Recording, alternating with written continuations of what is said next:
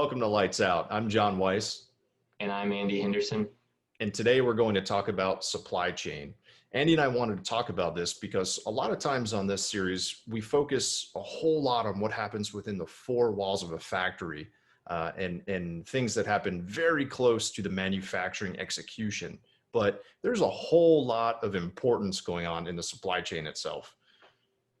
Yeah, I heard an offhand statistic one time from a large manufacturer that 80% of the work that went into making their product was actually done outside of their factories, inside their supply chain. And so it's extremely important. And today we have a supply chain expert to talk with us about it. Thanks so much for joining us, Sean. Thanks for having me, John. Yeah, it's always great to talk with you. For the folks who don't know Sean Riley, he's an industry expert. He's been in the supply chain and manufacturing space for a really long time. But Sean, Andy and I really wanted to pick your brain today about supply chain. Would love to get your take on the landscape today as it relates to the pandemic. How have you seen things change over the last several months? Well, there's been a couple changes clearly over the last several months. And the first has been the realization that solely focused supply chains on a single country actually end up posing a significant amount of risk. Whereas previously, there was a significant push of manufacturers to move towards Southeast Asia due to the manufacturing cost levels and still a relatively cheap supply chain cost to move product from that country to the rest of the regions around the globe. Sole sourcing on a single country due to the pandemic nature has accelerated the shift of moving supply chains functionality and distributing it to multiple countries to ensure a longer term supply chain continuity vision. Interesting. Continuity is a pretty big theme, right? And also kind of piggybacks on redundancy in supply chain as well, I think. Are you the one who told me the story about the Japanese automotive manufacturer that could not produce black vehicles? Was that you? Yes, that was me. And it Can you was share that with the audience? I think that's a great story that speaks to this. yeah, so interestingly enough, back when the Fukushima nuclear disaster occurred, it turned out that there was a specialty producer of a material that goes into the black paint that Ford suppliers were using. And that supplier was actually connected to multiple Ford Tier 1 paint suppliers. When the Fukushima disaster occurred, their paint suppliers weren't able to produce any more black paint. Consequently, Ford wasn't able to make black painted cars for about 45 days. Black being a rather popular color, a simple risk event eliminated a large portion of their sales capacity. Wow. Wasn't it Henry Ford that was quoted as saying you can have any color you want as long as it's black? The irony of it all is painful. Yeah.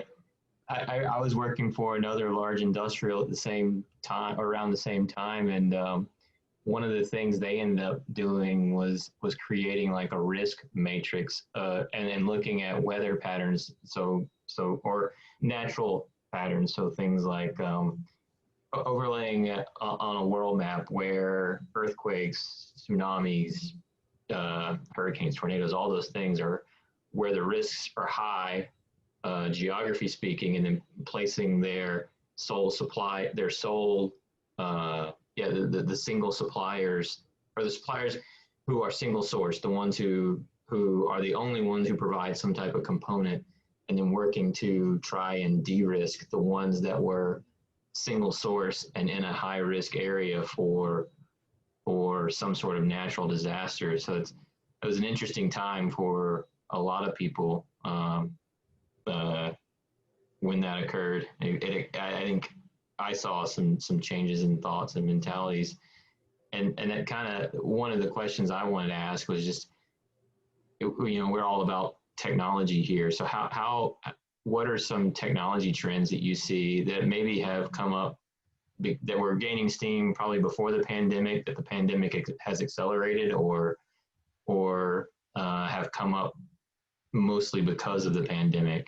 It's a good question. I've seen a couple different technologies come to light now because of the pandemic, and one of them was coming to light, and that has to do with supplier audits.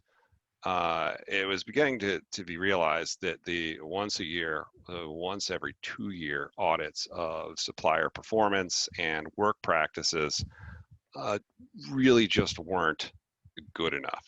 Um, it left a significant amount of questionable practices that could be swept under the rug.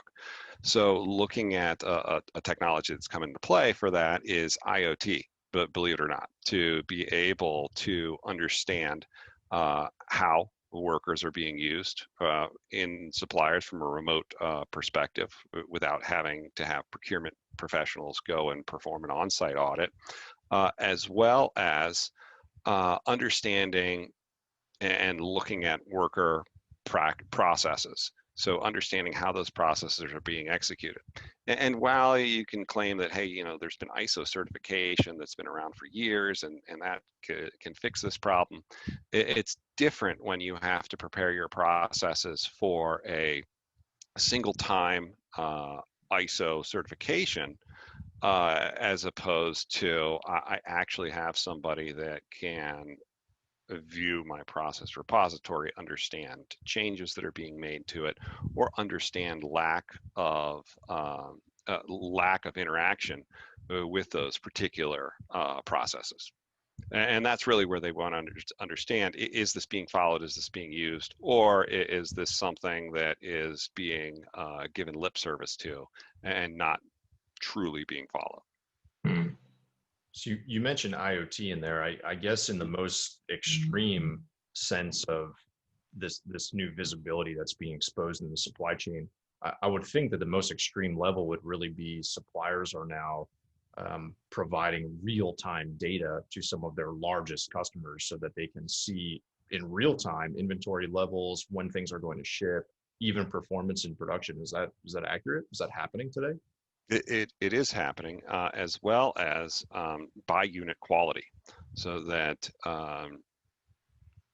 rather than having a certification report or a compliance report being created and then sent on a sporadic basis from the supplier to the customer, you're seeing IoT data flowing on a unit by unit basis on what's being produced specifically, so that specifications along with the individual unit can be built into production schedules. Now, is everyone doing this? No. It's clearly not a practice that is common around the entire globe, but it is something that is coming to light with the increase of IoT technology, as well as the increase of the need for more information in the current pandemic era. Do you find that some suppliers are reluctant because they're just not sure what the say the end customer is going to do if they have access to all that to a bunch of their data from inside? Do you find, I guess I'll rephrase it and say that's been my observation. I'm wondering if you have seen the same thing, and then like how should people be thinking about it, thinking about that type of exposure? Yeah, so it's a very good question you bring up, especially around how much data is the right amount of data. Clearly, everybody wants to, excuse the expression, not completely open the kimono and keep some of their issues behind closed doors. And that's a debate in terms of how the vendor and customer relationship is. Are they a true strategic supplier, which does dictate a difference in how that relationship works, or are they a commoditized vendor that is someone that they're there to do a job, they fit a need, but it's not somebody that you have strategic long-term development with, and that's where that data can differ in terms of access between those two, and not just from a a supplier perspective, but also from the customer's perspective. How much data do you want to have on your supplier? Because the more data you have, the more susceptible you are for risk events. And what I mean by that is, let's say, for instance, you now have actual supplier production runtime, and you have a auditable, traceable path of the workers that are interfacing with the automation equipment. And as a customer, you now understand that several labor laws of that particular country might be being broken based on the work hours. You have the data, perhaps no one's looking at the data in that manner, but if it comes down that that is a common practice, then of course the customer also has culpability in terms of identifying and mitigating that particular risk, and can also be held partially responsible for that. So it's a two-way street in terms of how much data do you really want, because you can get in trouble there. Yeah, that's really interesting. I hadn't heard it in that context, but I have heard, there's some people that, when they're, it's not a supply chain thing, but when they're torquing bolts, right, they'll just keep whether or not the torque specification was met rather than the torque curve while the entire event was happening, because that could be, there may or may not be anything improper in there, but just because you have the data, it could be brought to life at some point and used against you if you have it all there. So it's, I think, a similar thing, but that's a very interesting point, right? That if you have that data, you may not be looking at it, but it could still be, you still could be held. There still could be some arguments about liability if issue is raised. It's really interesting. Yeah. And it's something that customers might not be necessarily looking at, but once they have access to that data, someone will inevitably claim they should have looked at it. Yeah, for sure. I would think too, especially for smaller suppliers and organizations that are maybe being pressured by larger companies to, hey, give us your information. We want to see what your production schedule is looking like. We want to make sure you're going to hit our targets. I would imagine, especially for smaller folks, because as we all know, the vast majority of suppliers, manufacturers, people that are making things, they're small companies in this country, or especially North America. I would imagine those folks would be pretty apprehensive to expose this kind of information. To Andy's point, really, to running the risk of maybe being dropped as a supplier if your metrics aren't as good as you claim that they are, right? Regardless of whether you get product out on time or not. Yeah, and the interesting, you bring up a good point, John, and the interesting additional point to that is a lot of procurement professionals are structuring contracts in a manner that they are buying capacity from their suppliers. So rather than a set volume of product, they're buying production line capacity. Well, what if your yield for that particular day, week, is lower than planned, or you have a higher than expected amount of planned or unplanned downtime. So therefore, your capacity has, in effect, decreased as a whole. You still have this capacity agreement that you've signed, probably with multiple different customers of yours. How do you resolve that particular issue? Especially when another practice that's occurring, and it started to really pick up steam in 2008 to 2010, and now it's starting to revive, which is companies trading supplier capacity. So as a procurement person, I'm going to purchase X amount of capacity. I only need Y amount of it, and I can sell that capacity to a different company from this supplier through my particular contract. And that's something that's a interesting concept that again, it came about in 2008, and it's starting to pick up steam again, simply because of the pandemic. There's been a capacity shortage. A lot of customers can can make margin simply by shifting capacity, especially when they're looking at their production needs and they're saying, hey, you know what? Our production is shifting down because we're not making a product that is particularly needed right now during this particular issue. So it's not being purchased, and clearly that product is not paper products. It's clearly not food, and it's clearly not alcohol. But it could be a travel related product right now that's not being purchased at a great length. So therefore, instead of building inventory that may or may not be sold, you can sell that extra capacity and make a little margin off of it. That's interesting. So it seems like there's a need there's a need for an exchange, a capacity exchange. And is there are you aware of any companies trying to make a go of being the middleman that collects data about who has capacity and who needs capacity, and they can be the ones to broker the exchange? And I don't remember their names. A couple professors from MIT wrote a paper on just that about 12 years ago now. And you know, how can you go about fostering this type of exchange? The issue that therein lies is an exchange always has to provide liquidity into the market as well as being, you know, a listing source. And the question becomes, do the pricing agreements and do the capacity agreements between customers as well as customers as well as vendors prohibit that type of open exchange, or is it something that can be done on a pass-through basis?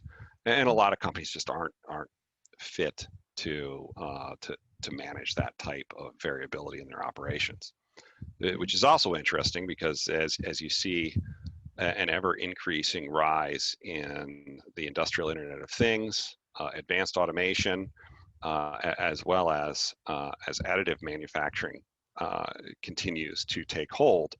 What's the limit from a flexible manufacturing perspective? I mean, a vision of mine someday is you're going to a aftermarket services plan, and instead of a technician ordering a component from a traditional supplier and having to have the proper lead time, or having that component held in inventory, there's a network of 3D printers that are connected that as the technician is en route, the closest person that has available 3D printer, that has the capacity, that has the capability, and has the right materials in stock, is sent confidential specs directly to their printer. The item is printed, the specifications for that item are deleted, retrieved by the owner, and payment is made and rendered for that particular component, and it gets used. That's an interesting phenomenon that could be occurring in the supply chain world. Yeah, for sure. I get something similar, but not the same. You know, the notion of, hey, I need to buy a doorknob to replicate the one that was put on my house put on my door 50 years ago, and they don't sell them anymore. I take it to my local hardware stores, do a 3D scan of it, and then there's a printer beside it that just prints the part for me, and I walk out with it. Of course, that what you're talking about is a larger scale, full-on supply chain solution, which is way more interesting, I think. But absolutely, and the only reason why I felt that this actually had legs was several years ago. I was going through Sam's Club around the holiday time, and lo and behold, they were selling 3D printers, and they had pallets and pallets full of 3D printers. And I thought, well, this is interesting, because if I have a 3D printer in my garage, and again, Sam's Club was selling 3D printers that were about, I want to say 800 USD. So I'm sure they weren't industrial strength. But if I had a 3D printer in my garage and it's available for printing and it's connected to a network, and I have a listing of a catalog of the materials that I have on hand, and someone can search that and simply send it to me based on geolocation, it's an interesting business model. But sorry, I digress again. Well, there was Make Time, and Make Time was recently bought by Xometry. Are you familiar with these guys? Because they're doing something of the sort, right?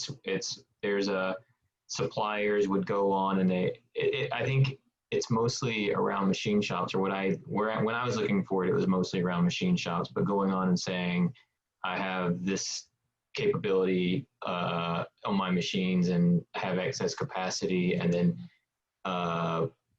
customers would come and say, here's the schematic of the part that I need made, and the platform would pair them up and say, this particular supplier can make that component, and is the broker between the two to set up the contract and make the transaction. Because I think so. My point in raising that is, I think there might be niche areas that are doing things today that would be interesting in that line of thinking. Absolutely, and going back to the supply chain pull, it's exactly like the spot market in over-the-road transportation. There's a market there. It's on demand. You pay basically market rates, which could be higher or lower than what could have been contracted in advance, depending on market performance. But there is a spot market for transportation, and there will probably also be a spot market for as exactly what you described. I guess to tie it all back to technology as we wrap here, Sean, I want to be conscious of your time. But really, all of this stuff we're talking about, it all starts with a foundation of connectivity, right? You have to have access to and real-time visibility into what's happening, where things are being made, what's happening in the supply chain, where are my fleets, right? Can I move things quick enough? Do I have room in a warehouse right now to receive things? And as all of this stuff starts getting connected through the Internet of Things, and like you mentioned, you're seeing it firsthand now, where adoption is really starting to take off over the last couple of years, and certainly today as a result of the pandemic. But I think as we see more and more organizations adopt that kind of real-time visibility into where all of these things happen, I think that will just further advance all the stuff that we're talking about, which is pretty exciting. Right, and then that's also John, you did bring up a good point. That's going to fundamentally change how supply chains function today.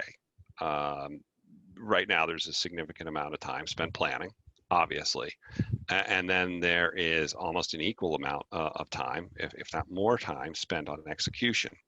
What's going to occur out of that is execution is going to be more automatic in the future. And I'm not a believer that you're going to have a completely autonomously running supply chain on a day-to-day business basis ever, for a variety of reasons that are long and drawn out. But I do think what you're going to see occur in the very near future is the adoption of technologies, as well as the adoption of technologies based on market trends that focus on, okay, we want to plan not only what our long-term supply chain expectations are, but what are our responses to issues that we see coming in the future, so that once we kick off advanced analytics to look at both what's happening now as well as what we predict is going to occur in the future,